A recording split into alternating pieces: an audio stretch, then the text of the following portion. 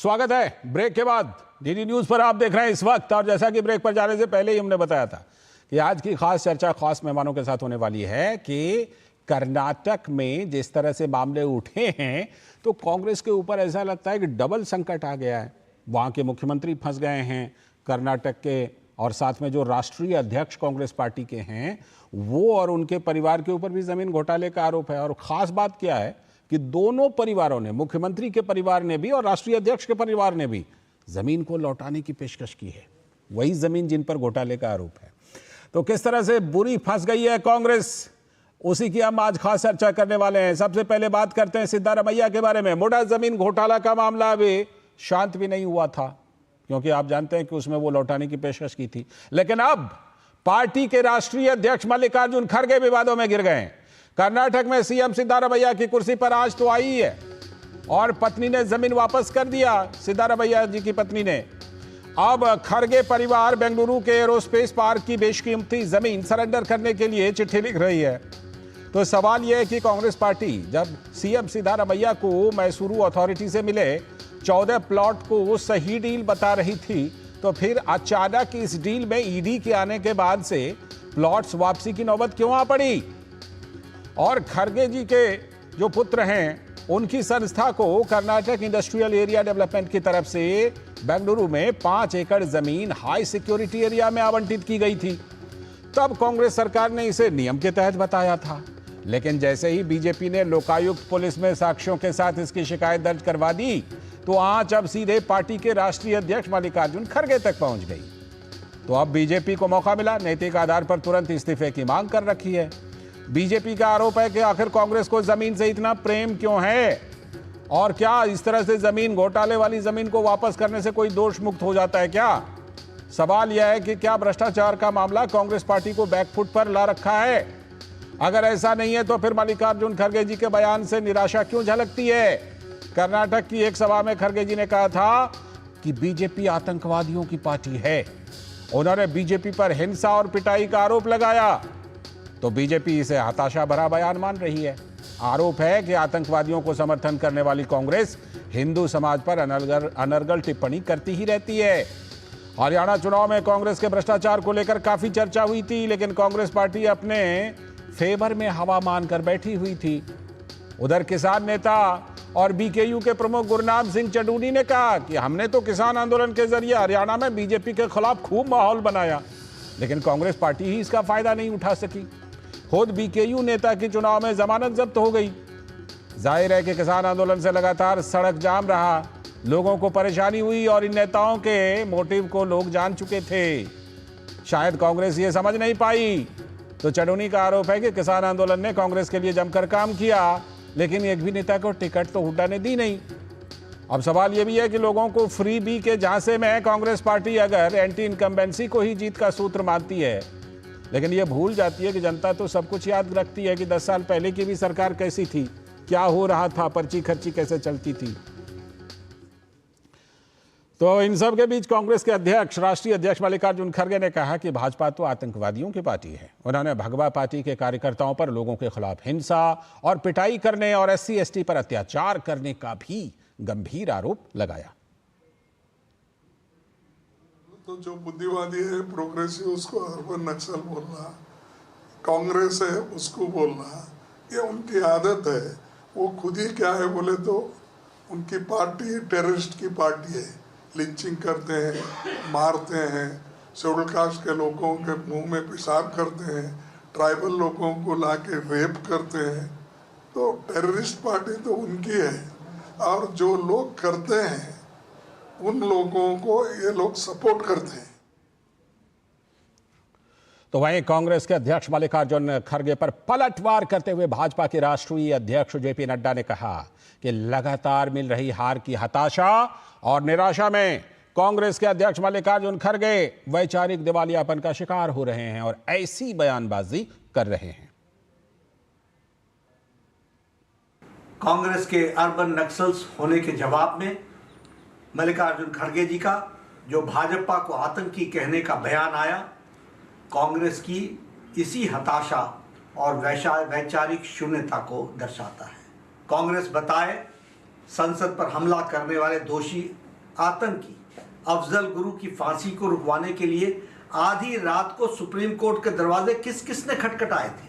बाटला house encounter में हुई आतंकियों की मौत पर कौन फूट फूट कर रोया था? कांग्रेस बताए सर्जिकल स्ट्राइक और एयर स्ट्राइक पर सवाल किसने उठाए थे?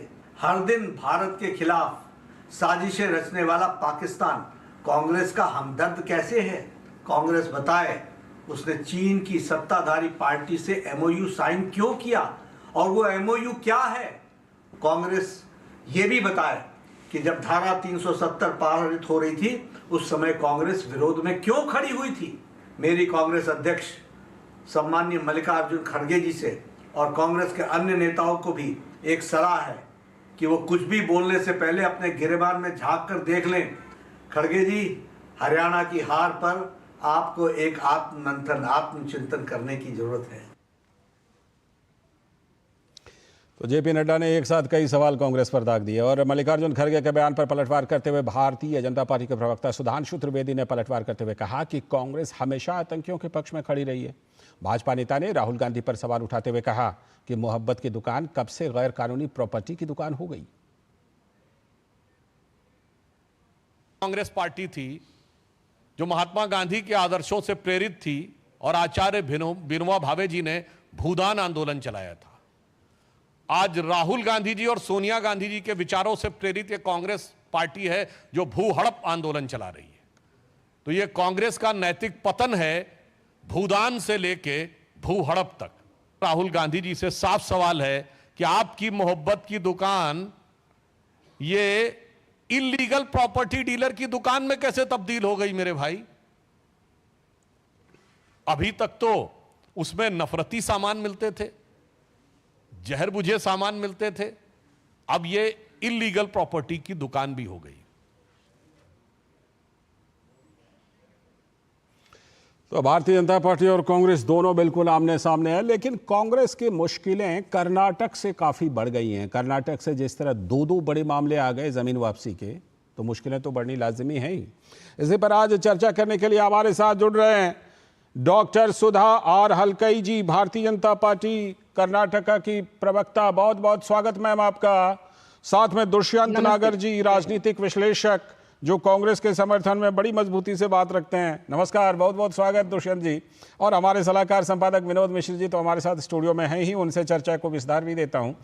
विनोद जी, चलती रहती है पार्टियों के बीच, जाहिर सी बात है कि हमला प्रति हमला, वार पलटवार, ये सब तो चलता रहता है। लेकिन ये जो दो बड़े मामले कर्नाटक से निकलकर आ गए जमीन वापसी के, पहले सिद्धारमैया जी के परिवार ने वापस किया, अब मल्लिकार्जुन खड़गे जी के परिवार वापस कर रहे हैं। इन दोनों मामलों ने कांग्रेस को कहीं ना कहीं बड़ा धक्का दिया है, कर्नाटक से लेकर के दिल्ली तक।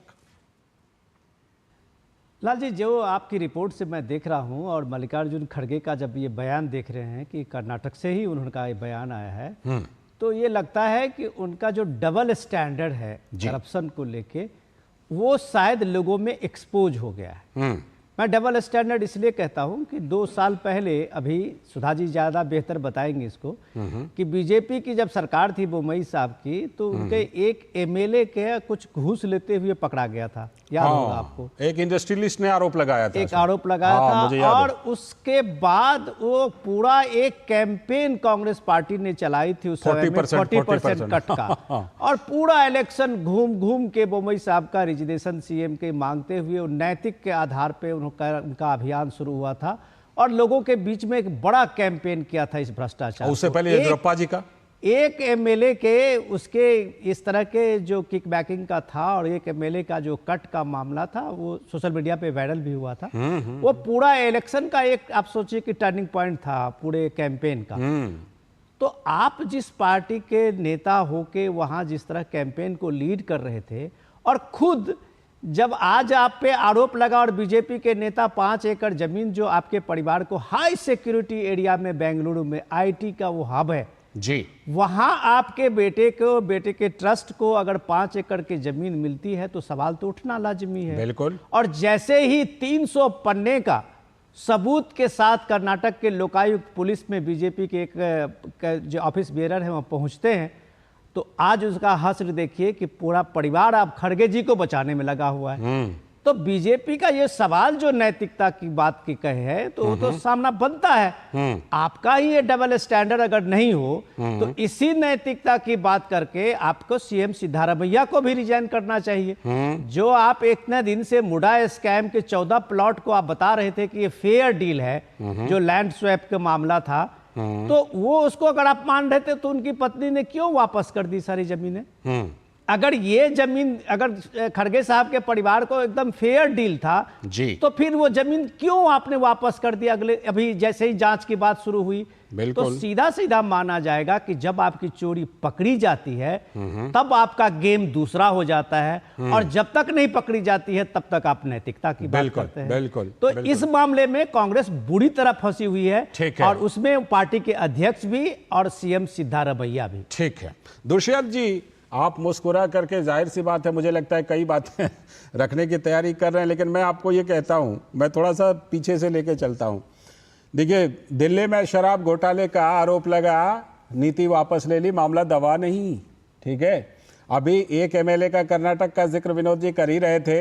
येदियुरप्पा जी का इस्तीफा खुद कांग्रेस ने क्या बोल करके लिया था वो हम सब जानते हैं। इस तरह से एक के बाद एक, जिस तरह से कांग्रेस को दो नेताओं को, दो परिवारों को जमीन वापस करनी पड़ी दुष्यंत नागर जी, मामला ये दबेगा नहीं। मुझे तो लगता है और ज्यादा ये जो है, और ज्यादा लोगों की नजर में आएगा कि भाई कुछ गड़बड़ हुआ था तभी तो वापस किए जमीन।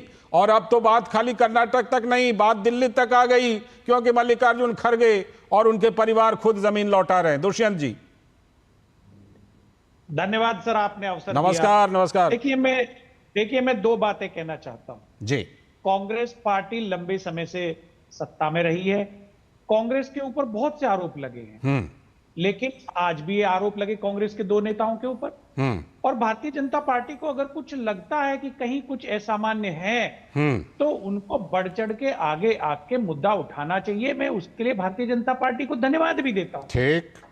अब कांग्रेस पार्टी ने शुचिता का ध्यान रखते हुए, राजनीतिक शुचिता का, दोनों नेताओं ने वो दोनों जमीनें वापस कर दी। भाजपा के प्रवक्ता हैं, वो शुरू करते हैं नेहरू जी के समय से जीप घोटाला और बोफोर्स और सब एक लंबी लिस्ट गिनाते हैं, लेकिन किसी में कभी किसी को कोई आरोप साबित नहीं हुआ, किसी को सजा नहीं हुई। 2G घोटाले तक का ये इतिहास है। येदियुरप्पा जी का कैसे इस्तीफा ले लिया था सर? येदियुरप्पा जी का इस्तीफा कांग्रेस ने कैसे, मैं वही थोड़ा सा बीच में खाली सबमिशन दे देता हूं, येदियुरप्पा जी का कैसे इस्तीफा लिया था? आ रहा हूं आपके पास आ रहा हूं, आप बोलिए पहले, दुष्यंत जी पूरा कीजिए। डॉक्टर सुधा आपके पास आ रहा हूं।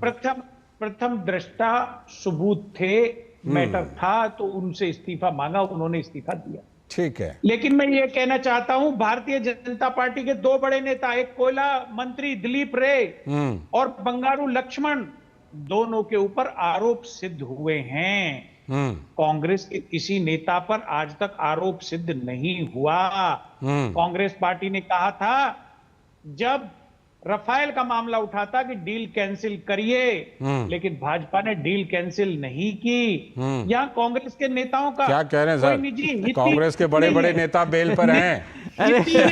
नागर जी, आप फेक नैरेटिव बताया। राफेल के मामले में सुप्रीम कोर्ट ने आपके नेता राहुल गांधी को फटकार लगाई थी। आप ये सब चीज बेकार, आप सर मिश्रा जी बड़े बड़े नेता बेल पर हैं सर। अरे तो क्यों अब ये झूठ की खबर? देखिए, आप दूरदर्शन पर बैठते हैं तो कम से कम ये झूठ की खबर तो मत लाइए। ठीक है।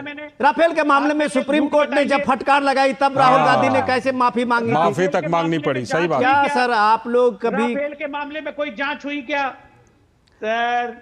तो बिना जांच और बिना तथ्यों को देखे सुप्रीम कोर्ट ने फैसला दे दिया सर। सुप्रीम कोर्ट का फैसला बिना जांच पड़ताल के ही आ गया सर। मैं आता हूं आपके पास। सुप्रीम कोर्ट डॉक्टर सुधा, ठीक है डॉक्टर सुधा, दुष्यंत जी कह रहे हैं कि देखिए येदियुरप्पा जी का मामला अलग था और सिद्धारमैया जी और मल्लिकार्जुन खड़गे जी का मामला अलग है, दोनों एक जैसा नहीं है, बताइए। अब इन्होंने नेहरू जी का जिक्र कर दिया है तो मैं भी थोड़ा पीछे इतिहास में जाना चाहूंगी और दुष्यंत जी को याद दिलाना चाहती हूँ। इनके जो प्राइम मिनिस्टर थे इंदिरा गांधी जी, इन्होंने इमरजेंसी को लागू किया था अगेंस्ट कॉन्स्टिट्यूशन, जब उनके ऊपर एक एलिगेशन आया था और उन्होंने माध्यम को पूरा क्लोज किया था। मतलब उन्होंने उसको absolutely the media didn't have any rights, उसको दबा के रखा था। तो कांग्रेस का ये इतिहास है, इंदिरा गांधी से लेके अभी सिद्धरामैया को भी ले लीजिए, जो पिछले इनके जो गवर्नमेंट थे उन्होंने वहां पे लोकायुक्ता की तरफ से 100 से ज्यादा केसेस सिद्धरामैया की कांग्रेस लीडर्स के ऊपर था, और इसमें से ज्यादा 64 केसेस खाली सिद्धरामैया के ऊपर ही थे।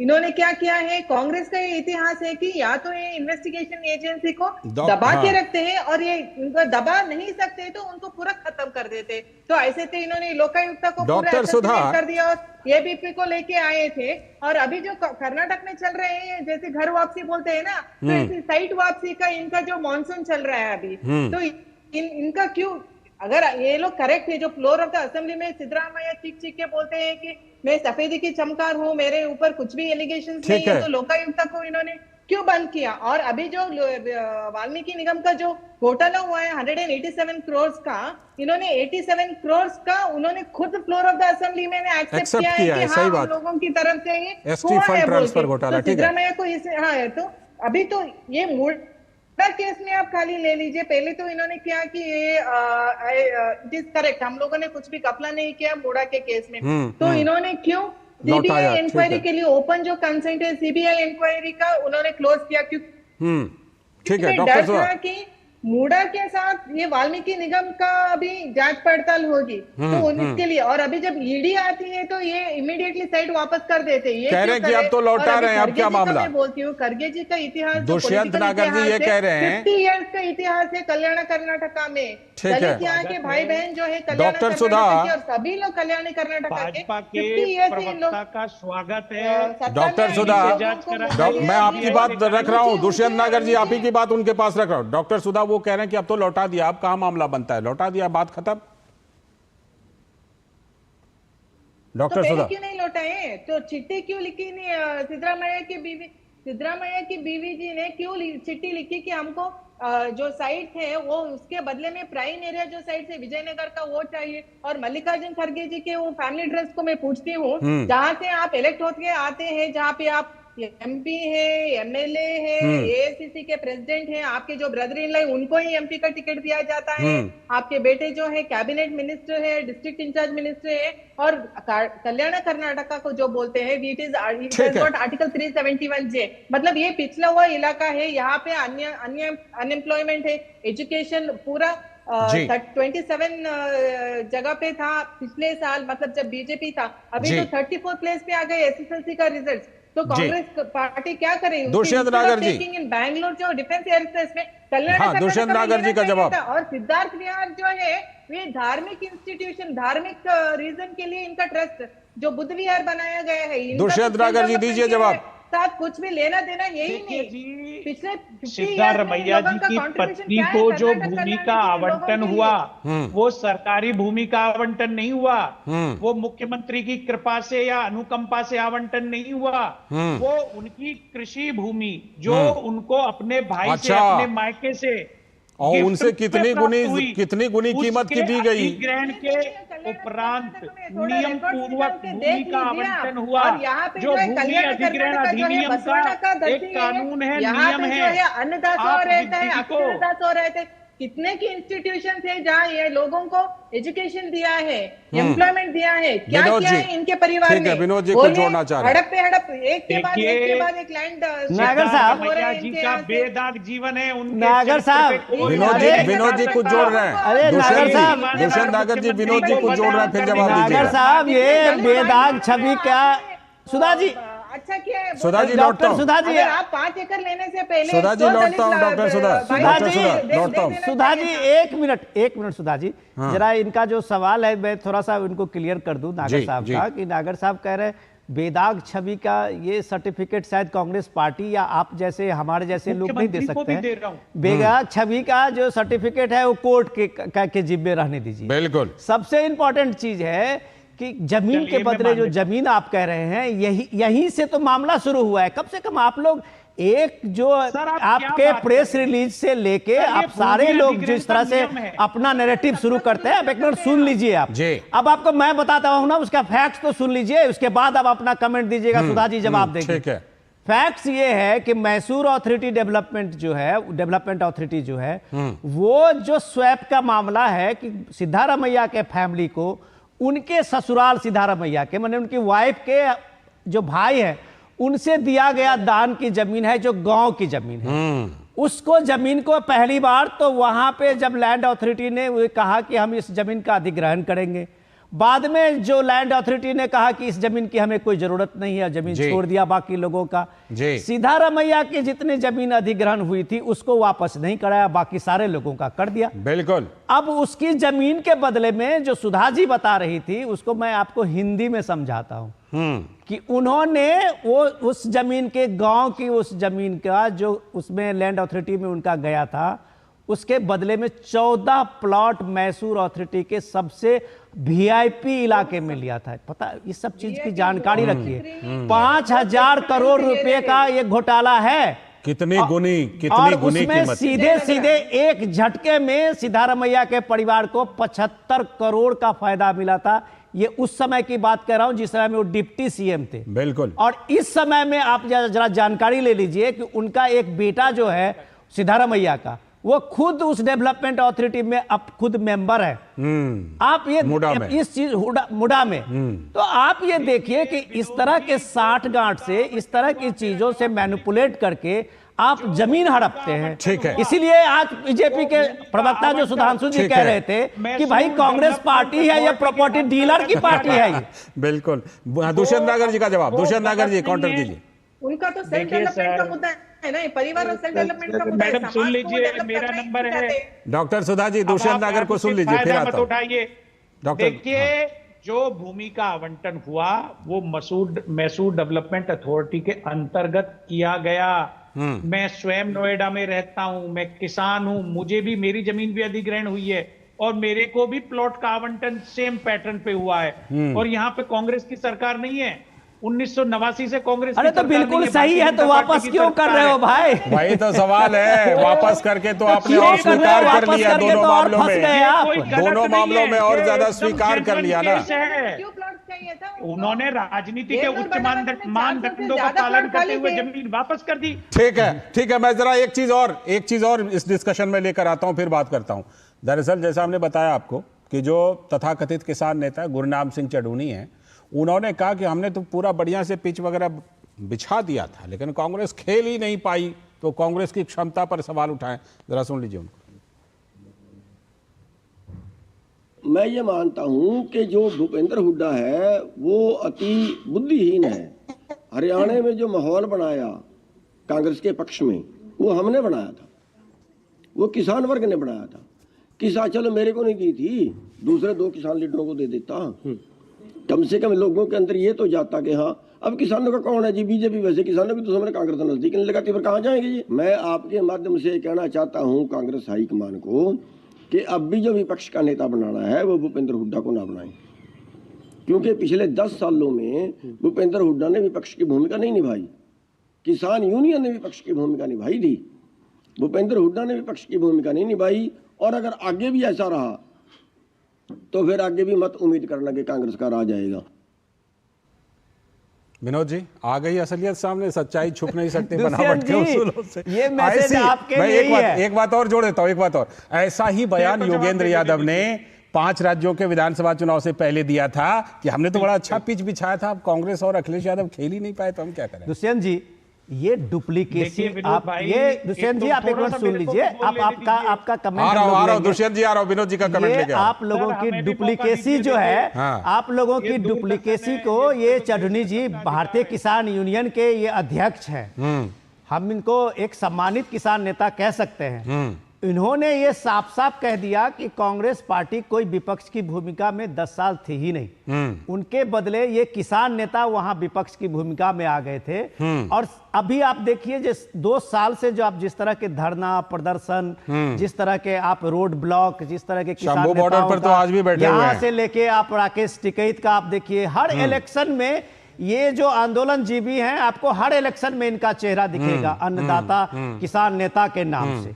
आज उसको एक्सपोज किया है चढ़ूनी जी। बिल्कुल, बोलिए। ये बड़े नेता है, छोटे नेता नहीं है, लेकिन इनको ये जनता ने इनको सबक सिखाया। 1100 वोट दिया था जब ये खड़े हुए थे अभी, और इनकी जमानत जब्त हो गई। जनता समझ गई सारा खेल। ये आप ये देखिए कि उन्होंने एक चीज को माना कि ये पूरा किसान आंदोलन आम आदमी पार्टी और कांग्रेस की प्रायोरिटी बिल्कुल थी। लेकिन ये तो और ये बात वो तर्क इसलिए दे रहे हैं कि विपक्ष की भूमिका में तो हमको खड़ा किया, दिल्ली आपने 1 साल बंद किया है पूरा बिल्कुल बिल्कुल के सड़क तक। वो जो बात ये जो पाप है ना, उसका धड़ा तोड़ दिया है चढ़ूनी जी।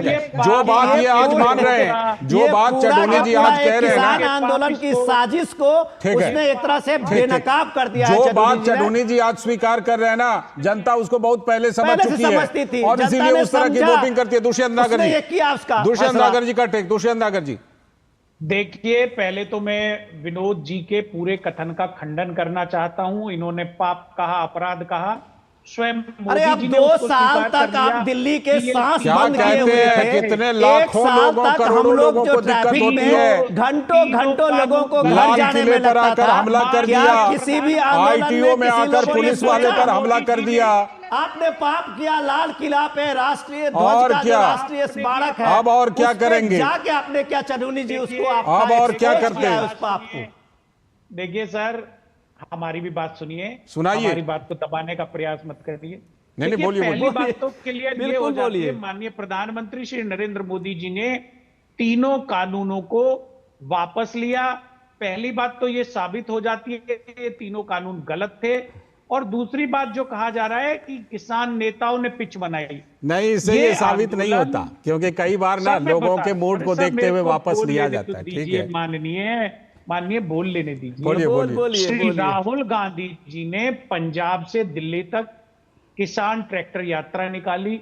सबसे पहले इन तीनों कानूनों का विरोध कांग्रेस पार्टी ने किया था, आदरणीय राहुल गांधी जी ने किया था। उसके बाद में किसान संगठन बहुत सारे आए। आप याद करिए, पार्लियामेंट जाने का प्रयास किया था। लेकिन चढ़ूनी जी आपकी क्षमता पर सवाल उठा रहे हैं, कांग्रेस की क्षमता है। जब 1200 से उठा सकते हैं, नेता हैं, उनको टिकट चाहिए था, वो टिकट नहीं दिया। देना चाहिए था। जब आपके लिए उतना अच्छा पिच बिछाया उन्होंने, तो दे देते 2-4 टिकट, क्या दिक्कत है? मैं मानता हूं उनको टिकट मिलना चाहिए था भाई। आपके लिए उन्होंने इतना काम किया, इतना अच्छा पिच तैयार किया, 2-4 बॉल वो भी फेंक लेते तो क्या दिक्कत है? बहुत सारे ऐसे एक्टिविस्ट हैं जिनकी विचारधारा कांग्रेस पार्टी के मेल खाती है, उनको टिकट दिया जाना चाहिए। बिल्कुल बिल्कुल, ये कोई उनकी डिमांड गलत नहीं है। भाजपा तो पूछती नहीं है, उन्होंने स्वयं कहा किसानों को कांग्रेस। डॉक्टर सुधा फाइनल कमेंट। डॉक्टर सुधा कुछ कहना चाह रही है। डॉक्टर सुधा, देखिए, कर्नाटक में ये लोग 25,000 करोड़ से ज्यादा जो मिसमैनेजमेंट हुआ है, दुरुपयोग हुआ है, गारंटी इसको दिया गया है ST/SC फंड्स का, और 187 करोड़ का जो वाल्मीकि निगम का घपला हुआ है। मैं विषम जी से पूछना चाहती हूँ, यहाँ के जो बड़े नेता है, दलित नेता है, मल्लिकार्जुन खड़गे जी, प्रियंक खड़गे जी कहाँ हैं? इसके ऊपर क्यों नहीं टिप्पणी दे रहे जी? ठीक है, आपका सवाल जायज है। जाहिर सी बात है, कर्नाटक से दिल्ली तक ये सवाल उठता रहेगा, हम भी लगातार उठाते रहेंगे। फिलहाल आज समय की कमी है। शुक्रिया डॉक्टर सुधा, शुक्रिया दुष्यंत नागर जी जुड़ने के लिए, चर्चा करने के लिए, और विनोद जी आपका भी बहुत बहुत शुक्रिया इस चर्चा में हिस्सा लेने के लिए। अभी वक्त है एक छोटे से ब्रेक का। ब्रेक के बाद